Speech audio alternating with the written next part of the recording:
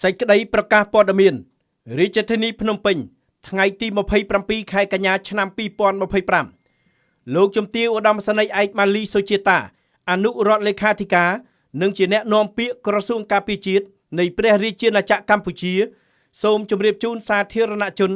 អ្នកសារព័ត៌មានជាតិនិងអន្តរជាតិមេត្តាជ្រាបថានៅព្រឹកថ្ងៃទី27ខែកញ្ញាឆ្នាំ2025វេលាម៉ោង 11:52 នាទីយោធាថៃបានចាប់ផ្ដើមធ្វើការបាញ់ប្រហារមុនមកលើទីតាំងកងកម្លាំងកម្ពុជាដោយបានបាញ់កាំភ្លើងត្បាល់និងកាំភ្លើងដៃជាច្រើនគ្រាប់មកលើមូលដ្ឋានកងទ័ពកម្ពុជានៅតំបន់អានសេះនៅពេលនេះកងទ័ពកម្ពុជា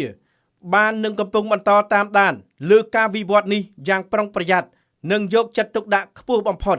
និងត្រៀមលក្ខណៈរួចជាស្រេចដើម្បីការពារបូរណភាពទឹកដីកងកម្លាំងរបស់កម្ពុជាសូមបញ្ជាក់សារជាថ្មី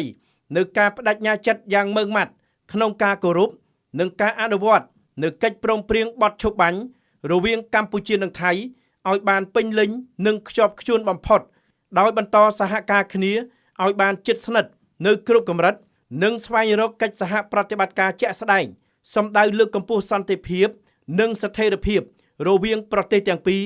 ក៏ដូចជាការវិលត្រឡប់ទៅរកប្រក្រតីភាពឡើងវិញឲ្យបានឆាប់រហ័សនិងអំពាវនាវឲ្យភាគីថៃអនុវត្តនិងគោរពឲ្យបានម៉ឺងម៉ាត់ដូចគ្នា